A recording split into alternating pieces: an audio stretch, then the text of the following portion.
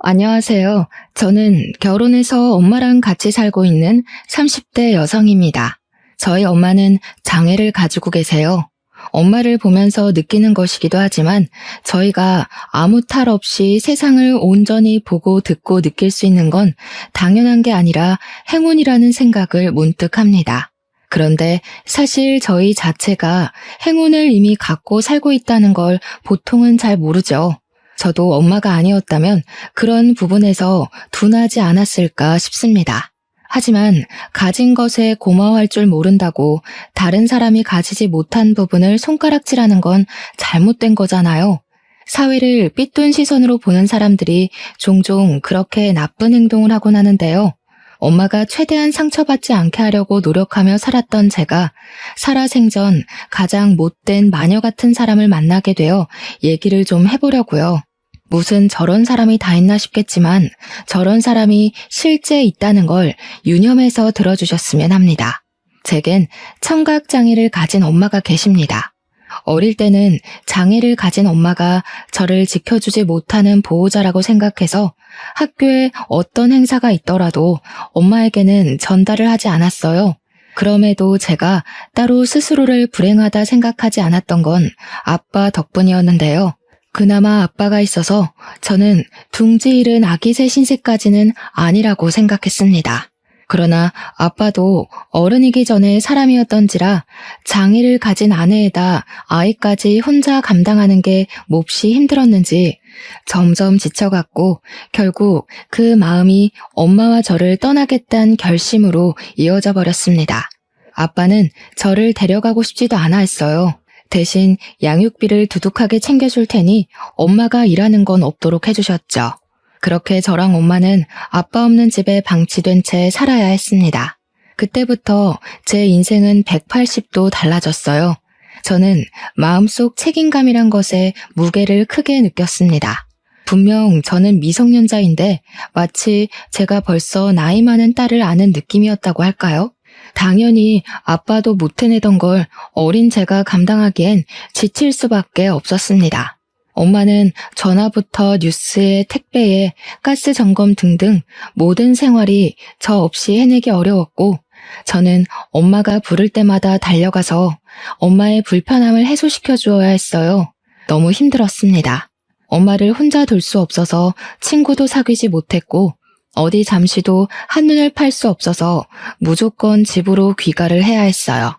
그러나 힘들다고 엄마를 버릴 순 없었습니다. 다른 집 애들은 부모님이 챙겨준다는데 저는 오히려 제가 엄마를 챙겨야 해서 서러웠지만 엄마를 포기할 수 없었어요. 가족이고 엄마잖아요. 엄마는 저를 자식이라서 당연히 끼고 있어야 된다고 말해주시는데 저도 엄마가 하나밖에 없는 부모니까 포기하기 싫었거든요. 저랑 엄마는 아빠처럼 나약한 마음이 아니기 때문에 아무리 힘들어도 둘이 똘똘 뭉쳐있고 싶었어요. 그런 애틋한 마음 때문인지 저희는 힘들어도 단 한 번도 서로에게 상처 주는 말을 해본 적이 없었습니다. 그리고 저는 시간이 지나 나이가 들면서 엄마의 귀가 되어 주었어요. 중학교와 고등학교를 졸업하고 대학까지 졸업한 뒤 직장인이 되어서도 제 생활은 전부 엄마에게 맞춰져 돌아갔어요.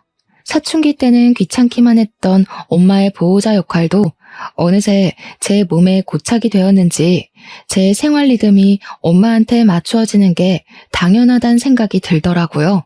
그래서 저는 일찌감치 연애도 포기했어요. 엄마가 제 곁에 있는 날까진 엄마를 위해서 살고 싶었고 이미 그렇게 마음먹고 지냈습니다.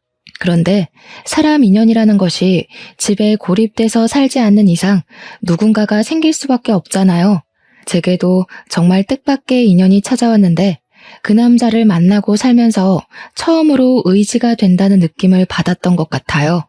제가 누구에게 기대고 싶은 마음이 들었던 건 사실 아빠가 떠난 이후 처음이었거든요. 그래서 그분한테 마음이 쉽게 열렸고 또 쉽게 보이고 싶지 않아 경계를 하다가 결국 그분이 주는 한결같은 마음에 넘어가고 말았습니다. 하지만 차마 결혼을 전제로 만나진 못했어요. 제겐 엄마가 있고 엄마는 제가 없으면 안 되는 사람이니까요. 그래서 제게 마음을 보여준 분이 제게 청혼까지 했을 때 저는 제 사정을 밝히면서 거절할 수밖에 없었습니다. 제가 결혼할 수 없는 이유를 조심스럽고 또 상세하게 그분에게 설명을 해드렸죠. 그런데 놀랍게도 인연은 인연이었나 보더라고요. 그분은 다행히도 저의 이런 사정을 잘 알아주는 좋은 남자였고 심지어 먼저 대리일 사위를 제안하였습니다. 그분은 저와 결혼을 하지 않으면 후회할 것 같다는 말까지 해주었어요. 그 사람이 끝내 제 남편이 되었네요. 그렇게 양가 집안 인사를 드리고 상견례 날이었습니다. 시부모랑 남편 그리고 엄마랑 제가 마주하는 자리였는데요. 이미 남편한테 들어서 시부모님도 알고 계시겠지만 그래도 저는 시부모님에게 저희 엄마 장애 사정을 언급하면서 한 번 더 양해를 부탁드렸어요. 상견례는 제가 걱정하고 긴장했던 것과 달리 무탈하게 끝이 났습니다. 제가 자리에서 오가는 대화를 엄마한테 일일이 수화로 설명해주면서 식사 자리를 이었는데도 시부의 넓은 배려 덕분에 저희 모두에게 전혀 거리낌 없는 자리가 되었어요. 그리고 남편의 대리일 사위일 문제 같은 경우 의외로 시부가 당연히 그렇게 해야 된다고 말씀해 주더라고요. 저랑 엄마가 남편을 부릴 사람도 아닌 것 같다면서 어디서든 잘 살기만 하면 되는 거 아니겠냐고 시부가 걱정을 많이 덜어주시는 거 있죠. 저는 시부 덕분에 정말 마음을 많이 놓았었고 저희 엄마를 이해해 주셔서 그저 감사하고 감사할 따름이었습니다. 물론 시부만 그랬어요. 시모는 그 분위기 좋은 와중에 아무 말도 없었습니다. 그렇다고 딱히 반대하시는 건 아니었고요. 결혼식장에서도 착실히 시모의 역할을 제대로 해주었어요. 그게 딱히 저희에게 문제가 되지는 않았으니 결혼이 진행되었겠죠. 본격적으로 저와 남편이 부부가 되었을 때 제가 엄마 걱정하느라 신혼여행을 못 갔는데 착한 남편은 그런 건 전혀 상관없다고 해줬고 엄마를 데리고 같이 움직이며 한국의 이쁜 곳으로 여행을 다녔어요. 엄마가 오랜만에 많이 즐거워하셨는데 다 남편 덕분인 것 같아서 저는 남편한테 많이 고마워했습니다. 저희끼리는 이렇게 아무런 문제가 없었는데 아무래도 시모한텐 걸리는 게 있었나 봐요. 자기 아들 귀하게 키웠는데 우리 집 와서 고생하는 것 같아 마음에 걸렸겠죠. 어쩐지 아무 말씀은 안 하셨지만 표정이 그리 썩 밝지는 않은 것 같더라고요. 사실 시모가 느끼는 그런 감정은 당연히 이해가 되었습니다. 오히려 흔쾌히 허락해준 시부가 대단했던 거거든요. 근데요, 그렇다고 저한테 보복을 할 것까진 없지 않습니까? 차라리 마음에 안 들었으면 미리 반대라도 하실 것이지 왜 뒤늦게 나서서 표현을 하는지 모르겠더군요. 이런 게 말로만 듣던 시모의 대반란인 건가 싶기도 했어요. 한날 시모가 우리 집을 찾아왔었습니다. 근데 이게 좀 당황스러웠던 게 시모가 우리한테 연락은 해주셨지만 저랑 남편이 둘 다 출근을 했던지라 집에 친정엄마밖에 없었거든요.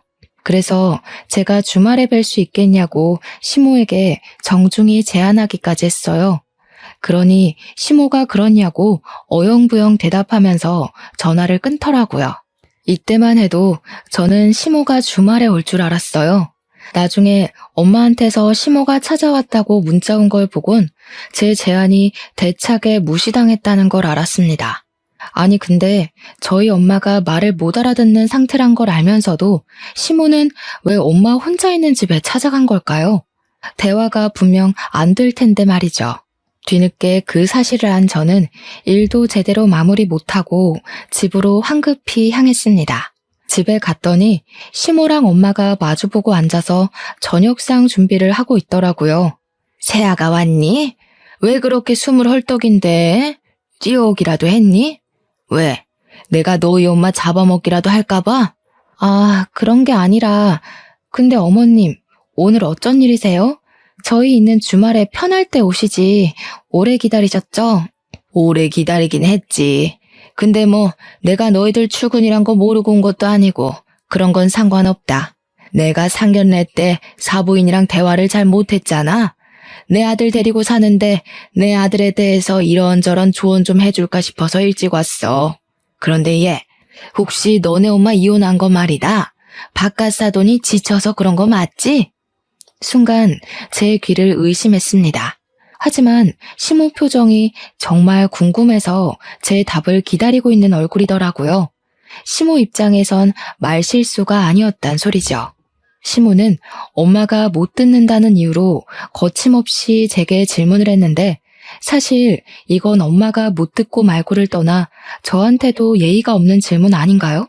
진심으로 얘기를 하는 건가 싶어서 좀 당황하고 있는데 뒤이은 말이 더 황당했습니다. 네 엄마 자존심 좀 있더라. 자기가 미안해서 바깥 사돈을 놔줬다고 하는데 내가 보기엔 바깥 사돈이 좀 많이 힘들었을 것 같거든. 내가 여기 몇 시간 있어봐서 알지 않니?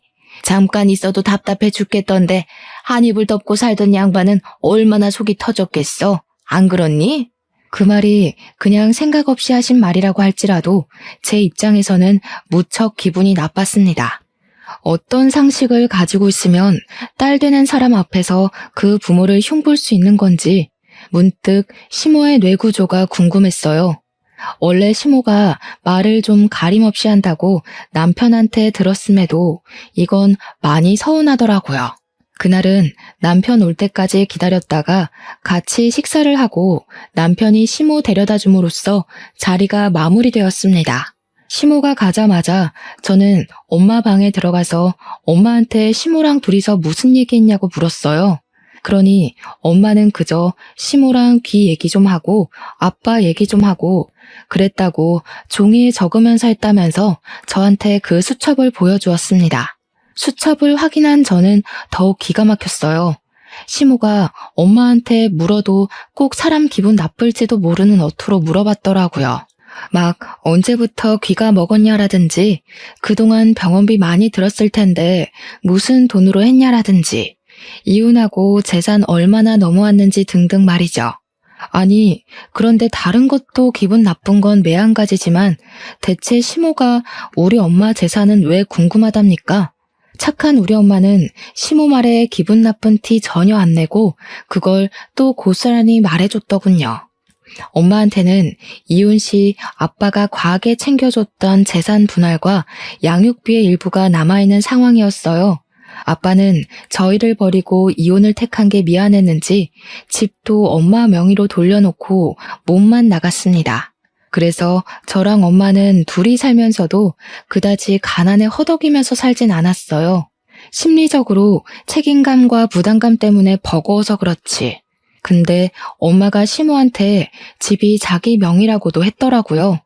엄마는 아마 시모가 먼저 다가와주는 덕에 고마워서 또는 제 생각해서 분란 나지 않도록 그저 묻는 말에 답을 해준 것 같은데 제 입장에선 엄마의 그런 착한 마음을 알고 시모가 노린 것 같다는 직감도 들었습니다. 생각할수록 너무 기가 막히더라고요. 이건 남편한테 알려야 되겠다고 다짐했습니다. 그래서 남편이 퇴근하고 바로 남편에게 오후에 있었던 일을 말해줬어요. 장모님 기분 상하셨겠다. 미안해. 엄마가 또 사고를 쳤네. 내가 엄마 주의시켜 놓을게. 원래 그런 사람인데 주의시킨다고 조심하겠어? 솔직히 엄마도 엄마지만 나도 진짜 기분이 나빠. 다른 사람들도 우리 엄마 청각장애라고 욕 안 해. 그런데 왜 같은 식구라면서 엄마한테 더 상처되게 하냐고. 남편은 진심으로 제게 미안해했습니다. 나중에 자기 전에 우리 엄마 방에 가서 따로 미안하다고 사과를 하는 것도 같았어요. 사실 남편이 미안해할 일이 아닌데 저도 모르게 예민해져서 남편을 시모 대신 화풀이 상대로 삼았나 봐요. 그래도 그때마다 남편이 제 분풀이를 귀찮아하지 않고 저를 달래주어서 제가 더 큰 불씨를 지피지 않을 수 있었습니다. 그러나 남편이 시모가 싼 똥을 열심히 뒷수습해주면 뭐합니까? 시모가 계속 남편 앞에서 똥을 질질 싸면서 걷고 있는걸요. 시댁에 제사가 있는 날이었어요. 시모를 도와서 열심히 음식 준비하고 정리정돈을 마친 뒤 제사 시간까지 시간이 좀 남아서 잠깐 여유 시간을 가지는 중이었는데요. 시모가 저더러 잠깐 자기 옆에 와서 앉아보라고 부르더라고요. 남편이랑 시부는 잠깐 담배 피우러 나갔을 때였습니다. 너희들 혹시 임신할 생각이 있는 거니? 벌써 임신 준비를 들어가진 않았을 거 아니야. 아직은 아기 생각 없긴 해요. 아마 저도 남편도 다 경제적으로 더 돈이 모이면 준비해볼까 싶어서요. 왜 그러세요? 그냥 임신하지 마라. 집안에 장애가 있으면 애한테 유전될 확률이 많은 것 같더라. 내가 좀 알아봤거든. 장애는 한 세대에 안 나타나면 그 다음 세대가 정말 유력하다네. 시모는 지금 저한테 무슨 소리를 하는 걸까요? 자기가 상대방에게 어떤 의사를 전하고 있는지 알고 하는 소리일까요? 모른다면 그건 정말 개념이 없는 거고, 알고 했다면 그냥 버릇이 없는 수준의 발언들 아닙니까? 지금 시모가 하는 말은 우리 엄마한테 장애가 있으니까 나랑 남편 사이에서 애가 나오면 손주가 장애일 확률이 높아진다. 그러니 장애인 손주는 낳지 마라 그거잖아요. 이건 우리 엄마를 저격하는 말이기도 하면서 제 신경을 팍팍 긁는 소리지 않습니까? 나는 손주 필요 없어. 그냥 내 아들이 고생만 안 하고 살면 돼. 장애 자식 낳아서 평생 뒤치다꺼리하고 다 죽어가며 살 바엔 자식 없는 게 낫다고 생각한다. 네가 장애 없이 태어났으니까 무조건 손주한테서 나타날 가능성이 많다고 보는데, 너도 네 엄마랑 지내봐서 알 거잖아. 장애인 보살피기 얼마나 힘드니? 어머님, 지금 저희 엄마 때문에 이러시는 거예요? 말씀이 지나치시네요. 저희 엄마 아픈 게 어머님 사는데 지장을 줬어요? 대체 왜 자꾸 저희 엄마를 고깝게 보시는 건데요? 어머 얘 봐라. 왜 갑자기 급발진이야? 내가 뭐라고 했다고 이러니? 내가 내 자식 걱정도 못해? 아무리 기분 상했다고 해도 그렇지. 어른한테 고깝냐가 뭐니? 지금 저희 엄마 뒤치다꺼리 존재로 여기시는 거잖아요. 제가 바보도 아니고. 어머님이 저희 엄마 돌려가는 것도 못 알아듣겠어요? 어머님처럼 생각 없이 장애 지적하는 사람들을 제가 얼마나 많이 본 줄 아세요? 꼭 못 배워서 덜 떨어지는 사람들이 자기 주제도 모르고 입으로만 까불더라고요. 뭐야? 생각이 없어? 덜 떨어져? 이게 감히 시애미한테 뭐라는 거야? 네가 이렇게 버르장머리 없이 나오니까 귀목은 네 엄마가 대신 욕먹는 거야. 시모의 선 넘는 발언에 저는 순간적으로 올라온 욱 때문에 비명을 악 지르면서 눈앞에 차려진 제사상을 엎어버렸습니다. 더 이상 시모와 같이 있으면 안 되겠다 판단해서 황급히 집을 나와버렸죠. 그리고 큰 소리에 놀란 시부와 남편이 허겁지겁 현관문으로 달려왔고, 울고 있는 저를 마주한 남편은 무슨 일이냐고 걱정했습니다. 그 와중에도 시모는 현관문으로 같이 뛰쳐나와 저한테 핏대를 세우며 소리쳤어요. 여보, 당장 저 싹수 없는 년 끌어내요. 어디서 감히 지 화딱지 난다고 조상님 제사상을 엎어? 혈압 올라서 쓰러질 것 같으니까 당장 저 년 내 눈앞에서 치워버려요. 시부랑 남편은 굉장히 당황했어요. 거기서 저만 시모에게 쌍심지를 켜며 노려봤습니다.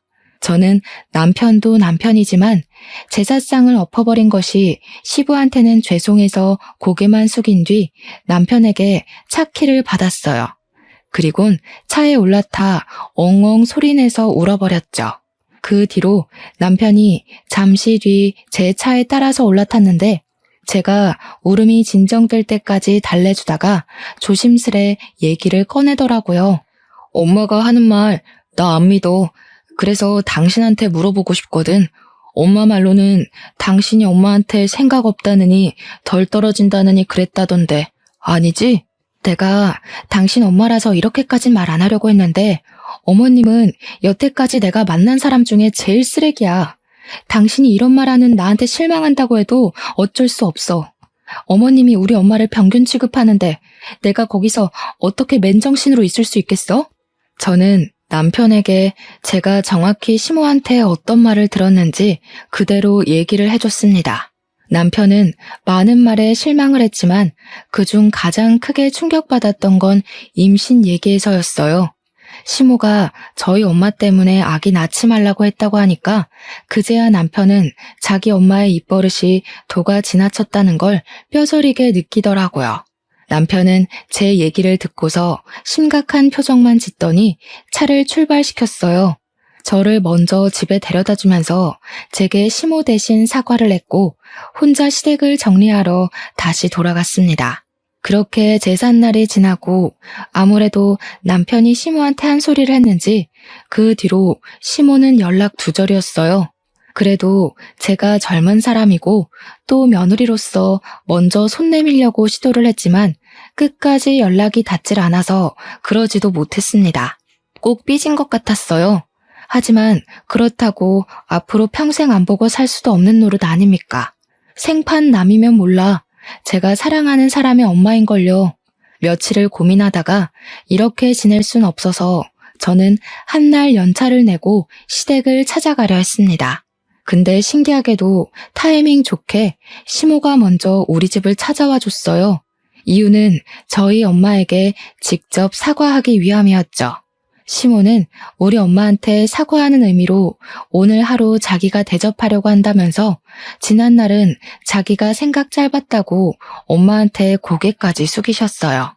착한 엄마는 제가 그동안 무슨 일이 있었는지 말을 안 해줘서 시모가 왜 저러는지 몰랐기에 그저 어리둥절하게만 있었습니다. 저는 시모에게 당연히 감정이 남아있었지만 그래도 안 보고 살 수 없는 식구이기 때문에 시모의 사과를 받아주었어요. 저 또한 시모에게 지난날의 실언들을 사과했고요. 그런데 이날의 사과가 누구는 진심이었고 누구는 용심이었단 걸 전혀 알지 못했습니다. 제가 아직 세상을 잘 몰랐던 탓이었겠네요. 세아가 사부인이랑 둘이 데이트 좀 할까 하는데 괜찮겠니? 내가 사부인 좋아할 만한 데이트 코스를 쫙 짜놨거든. 네? 두 분이서요? 그건 위험해요. 어머님 아직 저희 엄마에 대해 잘 모르시잖아요. 어차피 저 오늘 연차 내서 할 일 없거든요.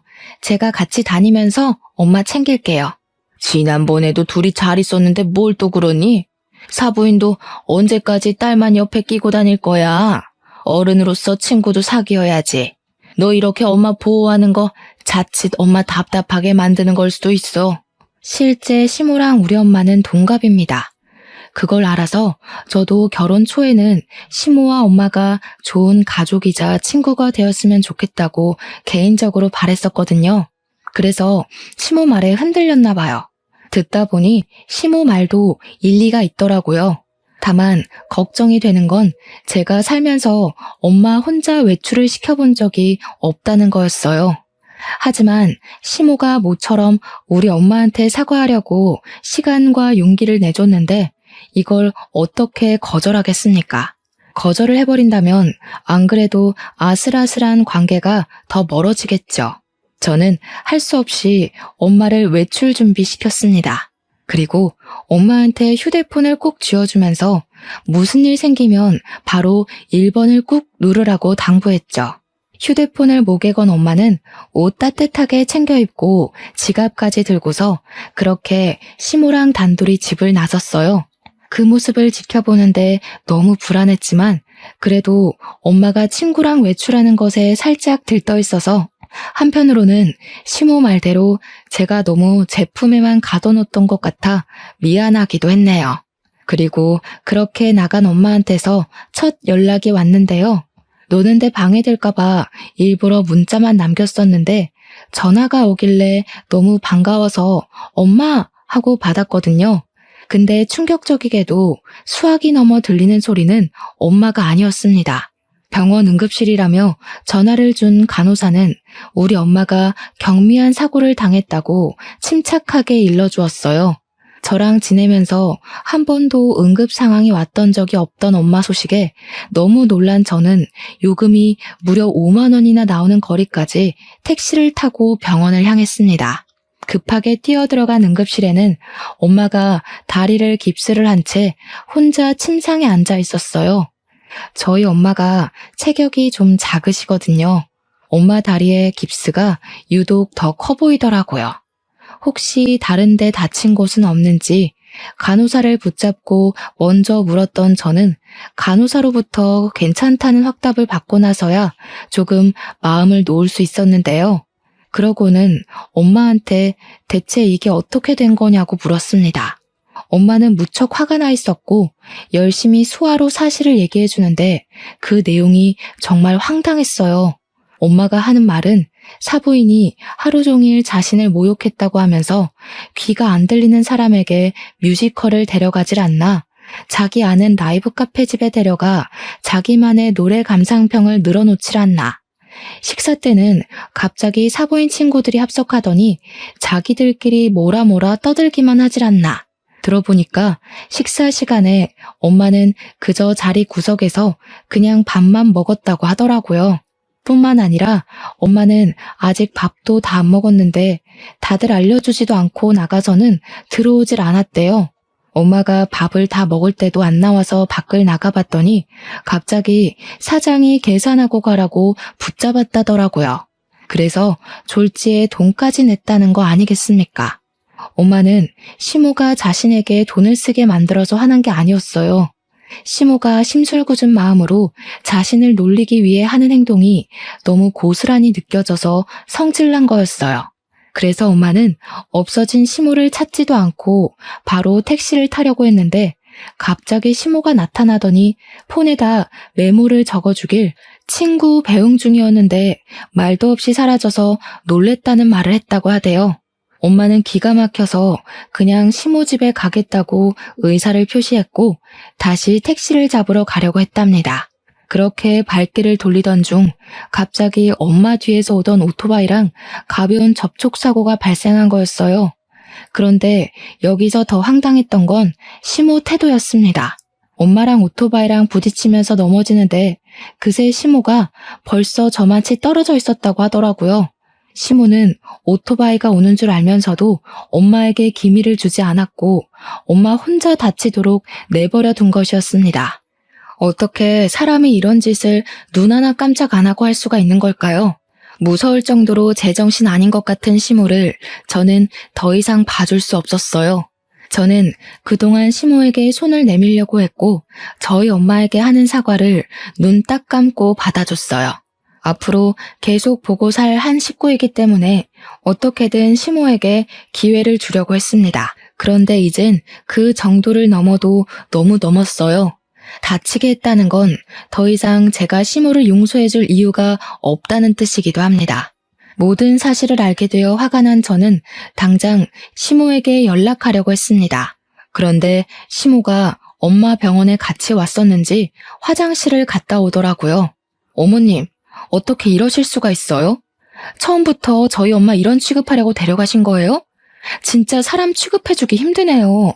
정신 나가도 정도껏 나가야죠. 어떻게 사람이 사고가 났는데도 그걸 두 눈 뜨고 지켜보기만 해요. 얘가 뭐라는 거야? 내가 네 엄마 119 신고하고 같이 온 사람이야. 그리고 정신 나갔다니?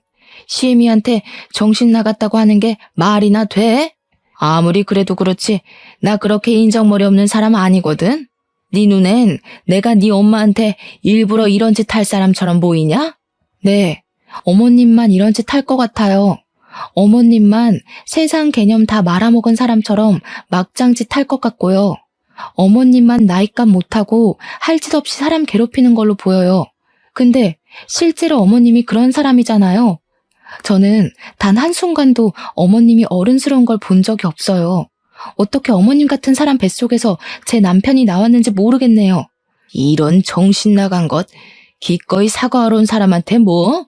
싹수가 없어도 정도껏 없어야지. 야, 네가 그렇게 잘났어? 고작 귀머거리 애미한테서 태어난 주제에 뭐가 그렇게 잘나서 자꾸 어른한테 개념이 있네 없네 소리를 해? 당시 주위에서 오는 시선들이 상당했는데 그 시선 때문이라도 시모는 더 자기 고집을 밀어붙였습니다. 그 압박감은 쓸데없는 선동이 되어서 시모가 결국 제 뺨을 치는 사태로 번져버렸죠. 그것을 보고 화가 난 엄마는 직원들을 향해서 제발 도와달라 수화로 사정했습니다. 그러나 성난 시모는 그냥 그대로 병원을 나가버렸어요. 저는 그 길로 엄마를 모시고 집으로 가 남편을 기다렸습니다.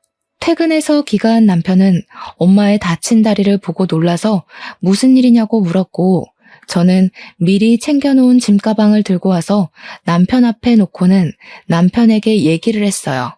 당신 이 집에서 나가줘. 나 당신 엄마 때문에 더는 이 결혼 생활 못하겠으니까 우리 그만 이혼하자. 미안해. 뭐? 아니 왜? 도대체 무슨 일인데? 설마 우리 엄마가 장모님 이렇게 만든 거야? 장모님 다친 게 우리 엄마 때문이었어? 우리 엄마가 마음을 다치는 것도 이렇게 몸을 다치는 것도 다 당신 엄마 때문이야. 그동안은 당신 생각해서 어떻게든 포용해보려고 했거든? 근데 엄마가 오토바이 깔릴 뻔했는데도 어머님이 그걸 일부러 내버려뒀다네? 이것도 내가 눈 감고 넘어가줘야 되는 거야? 여보, 미안해. 내가 분명 단단히 경고했는데도 엄마가 그랬다면 당신이 충분히 이래야 하는 거 맞아. 그런데 이혼은 안 돼. 나한테는 당신이 전부야. 제발 이혼하자고는 하지 마. 내가 다른 방법 찾아볼게. 어? 남편은 제 앞에 무릎을 꿇으면서 발목을 붙들었습니다. 잘 울지 않는 남편이 제발 이혼 얘기는 하지 말라 그렇게 애원을 하는데 문득 우리가 왜 시모 때문에 좋았던 관계까지 끊어내야 하는지 모르겠는 거 있죠. 그 와중에 엄마는 시모 대신 용서를 애걸하는 사위가 안쓰러웠는지 사위 앞에 앉아서 손을 꼭 잡아주었어요. 엄마는 미안할 게 없는데도 사위에게 미안하다 얘기를 해주고 있더군요. 시모만 아니면 아무 문제 없었을 집안인데 생각할수록 시모의 존재가 원망스러웠습니다. 남편도 시부도 좋은 사람인데 왜 시모만이 그렇게 삐딱선을 타고 있을까요? 이걸 아들 사랑으로 봐도 되는 걸까요? 보통 엄마가 아들을 사랑하면 이런 식으로도 표현할 수 있는 겁니까? 일단은 남편이 너무 사정을 해서 집에서 내보낼 순 없었습니다. 근데 남편이 한날 시댁에 가서 한바탕 뒤집어 엎은 것 같더라고요. 저희가 다 같이 있는 주말에 시부모가 집을 찾아왔었는데 시부가 시모를 거의 끌고 오는 수준이었어요. 보아하니 엄마한테 사과하러 온 것 같았습니다. 하지만 저는 이미 마음의 문이 정말 닫혔고 더 이상 시모의 사과가 필요 없었어요. 그래서 시부에게 죄송하지만 돌아가달라 정중하게 부탁을 했죠. 아가, 우리 집사람이 많이 부족해서 큰 실수를 저질렀다는 거 들었다. 하지만 우리 집사람 때문에 내 아들 괴로운 건 내가 볼 수가 없어. 아들이 너랑 이혼하고는 못 산다고 우리 집 와서 천륜까지 끊으려고 했었다 한다. 내가 오죽했으면 너를 찾아와서 이렇게 용서를 빌겠니? 여보, 우리 엄마가 당신이랑 장모님한테 정말 진심으로 사과를 한다고 찾아온 거야. 내가 오늘 사과 이후에 또 똑같은 짓 반복하면 그땐 진짜 천륜 끊는다고 했었어. 엄마도 나 당신한테 정말 보내주기로 약속했고. 시모는 입을 다물고 있는데 시부랑 남편이 시모를 대변해서 제게 애원하고 있었죠. 하지만 그건 이제 제 마음을 흔들 만한 게 되지 못했습니다. 시모가 제게 용서를 구할 수 있는 유일한 방법은 두 번 다시 우리 엄마 앞에 그 파렴치한 몸뚱어리를 드러내지 않는 것이었어요. 그래서 일부러 더 대답을 얄밉게 했습니다.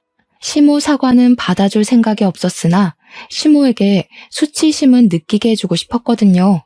솔직히 앞으로도 평생 어머님 상종하고 싶은 마음 없는데 어머님이 저희 엄마 앞에 무릎 꿇고 머리 조아리면서 용서 빌면 생각해 볼게요. 눈물까지 덤으로 흘려주시면 아, 진심이구나 믿어볼 거고요.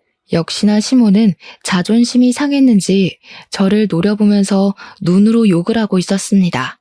하지만 남편과 시부가 시모에게 사죄하라 독촉하는 바람에 시모는 할 수 없이 시키는 대로 했는데요. 그런데 여기서 결국 제 마지막 인내심이 폭발하고 말아요. 시모가 엄마 앞에 고개 숙이고 미안하다 하면서 문제가 더 터졌습니다. 시모는 입으로는 우리한테 큰 실수를 저질렀다. 다시는 이런 일 없을 거다 사과를 하면서도 정작 수화로는 속된 말을 표현한 것인데요. 제 속을 뒤집어 놓을 작정이라도 한 건지 일부러 못된 수어를 배워온 것 같더라고요.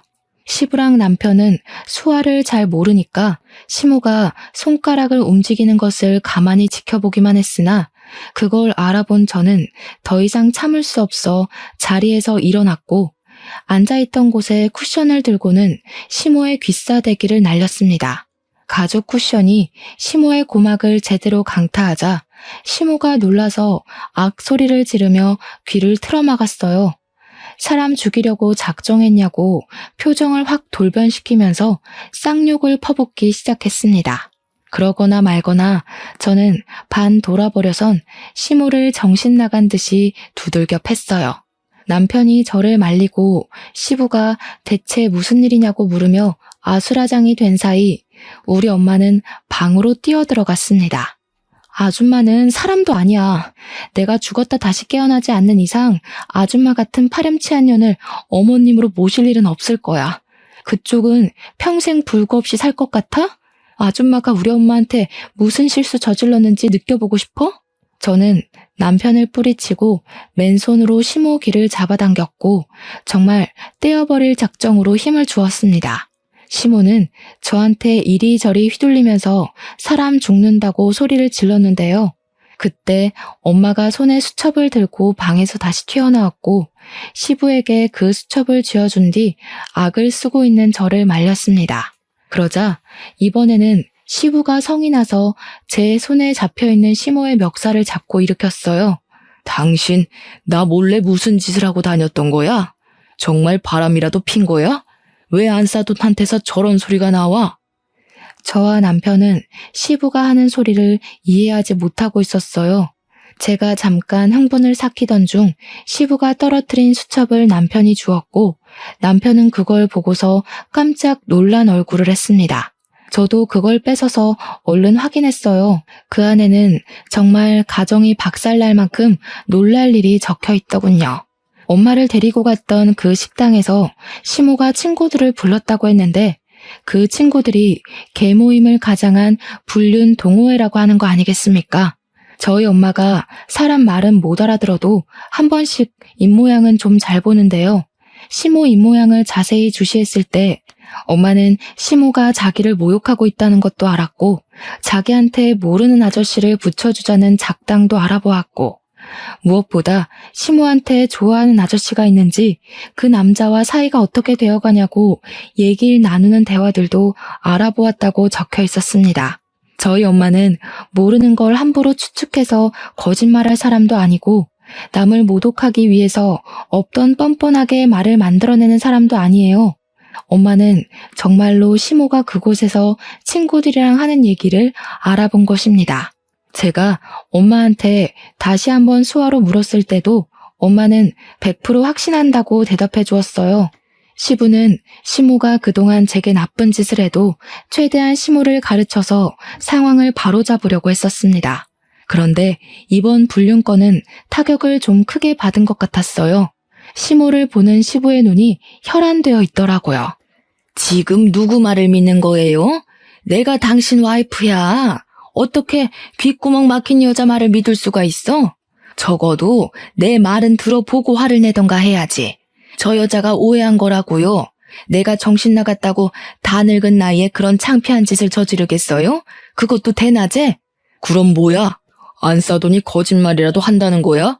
안 싸더니 어디 그럴 사람이야? 거짓말은 당신이 잘하는 거잖아. 수십 년을 살았는데 내가 그런 것도 못 알아봤겠어?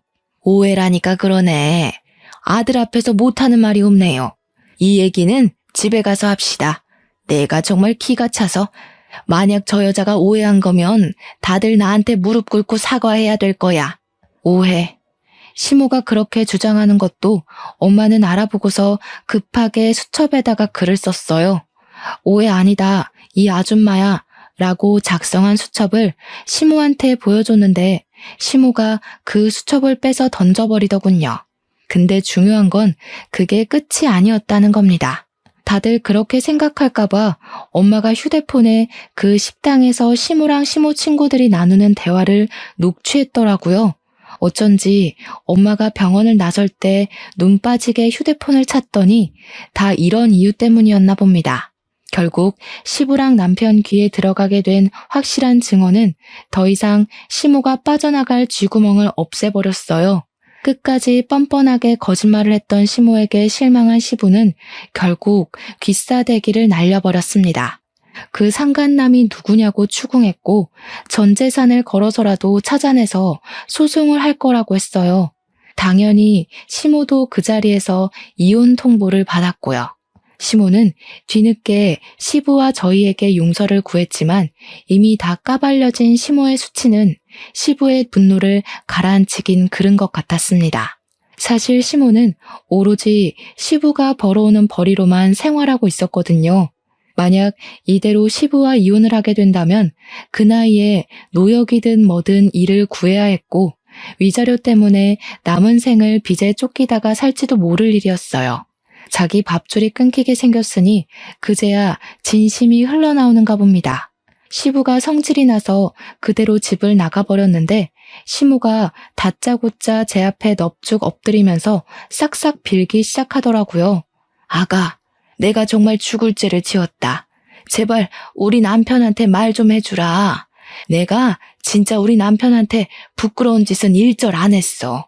그냥 만나서 차 한잔하고 드라이브 몇 번 하고 그게 다였을 뿐이야. 나 우리 남편 없이는 못 산다. 내가 다시는 너랑 사부인 앞에 안 나타날게.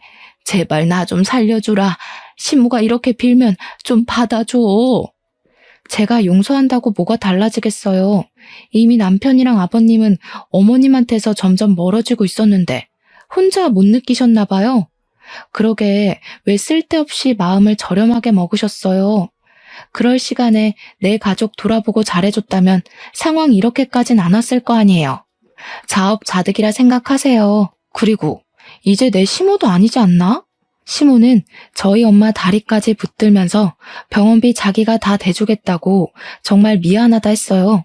웃기지 않나요? 자기가 우리 엄마 다리 다치게 만들어 놓고 자기가 병원비를 지불하겠다 선심을 쓰다뇨. 그걸 보는데 역시 사람 본성은 안 고쳐지는구나 생각이 들었습니다. 저는 남편에게 부탁해서 시모를 밖으로 끌어내달라 했어요. 남편도 시모의 치욕적인 면모를 그만 보고 싶었는지 힘으로 자기 엄마를 잡아당겼고 그대로 문 밖으로 내쫓아 버렸습니다. 그리곤 자기 엄마를 집으로 보내주는 게 아니라 다시 저랑 엄마한테 돌아와서는 저희 감정 상태를 먼저 살펴봐 줬어요. 그런 남편을 보면서 정말 남편에게는 자기 엄마보다 내가 우선순위였다는 걸 문득 느꼈습니다. 그렇게 시부는 시모에게 이혼 소송을 이례 없이 진행하였고 상간남을 찾아내 상간남 소송까지 하셨어요. 시모는 그대로 시댁에서 쫓겨났다고 들었습니다. 소식만 들었지 직접 찾아가 보진 못했네요. 별로 아쉬운 사이도 아니라서 굳이 작별 인사할 필요성을 못 느꼈거든요. 시모가 쫓겨났다는 소식을 듣고 한 달이 지난 후 좀 공포스러웠던 경험이 한 번 있었는데요. 퇴근을 하고 귀가를 하는데 남편을 만나서 소고기를 사들고 집에 가는 중이었어요. 현관문 열려고 하던 시점에 갑자기 계단 쪽에서 부스럭 소리가 나더라고요. 너무 놀라서 남편 뒤에 숨었는데 계단에서 웬 거짓 차림을 한 아줌마가 앉아있는 거 아니겠어요? 아줌마가 일어나자 센서 등이 켜지면서 얼굴을 확인할 수 있었거든요. 그런데 세상에나 그 꾀지지한 아줌마가 한 달이나 얼굴 못 봤던 시모더라고요. 지금 생각해도 소름이 끼치네요. 시모는 아직도 갈 곳을 못 구했던 건지 길거리를 전전하고 있는 듯 했습니다. 저희한테 이제 그만 용서해달라고 벌 많이 받았다며 손을 내미는데 진짜 무서워서 남편 뒤에 숨으며 비명을 질렀거든요. 남편이 저를 먼저 들어가라고 집 안에 넣어주었고 저는 황급히 엄마한테 이 사실을 알렸습니다. 그러니 엄마는 남편이 걱정되었는지 혼자 들어오면 어쩌냐고 하대요. 그래서 저는 다시 용기 내서 현관문을 열어봤어요. 남편이 없어졌더라고요. 혹시 무슨 일이라도 생기는 거 아닌가 싶어서 집을 나서려고 했는데 남편이 손을 털면서 들어오고 있었습니다. 시모가 되지도 않는 용서를 또 빌고자 하길래 남편이 크게 호통쳐서 보내버렸다고 하네요. 그래도 자기 엄마인데 그렇게 매정하게 굴 수밖에 없는 남편의 속이 왠지 말이 아닐 것 같았어요. 남편한테 미안하다는 말도 했었지만 남편은 정말로 시모에 대한 정이 없는 건지 장모님에게만 효심을 다할 뿐이었습니다. 그래서 제가 이혼은 안 했어요. 이혼을 할 필요가 없었습니다. 남편이 있는 것보다 없는 게 나았다면 당연히 뒤도 안 돌아보고 갈라섰을 텐데 저에게 남편은 없으면 안 되는 존재였거든요. 저와 엄마는 남편과 시부 덕분에 무척 안전하고 더 이상은 상처 없이 잘 지내고 있습니다. 시모라는 잡초만 뽑아버렸을 뿐인데 그렇게 가정이 편안할 수가 없어요. 앞으로도 쭉 우리 엄마뿐만 아니라 우리 식구 모두가 아픔 받지 않고 행복하길 바랄 뿐입니다. 여러분도 가정에 늘 행운만이 가득하길 바래요. 제 사연은 이쯤에서 마무리하겠습니다. 들어주셔서 감사합니다.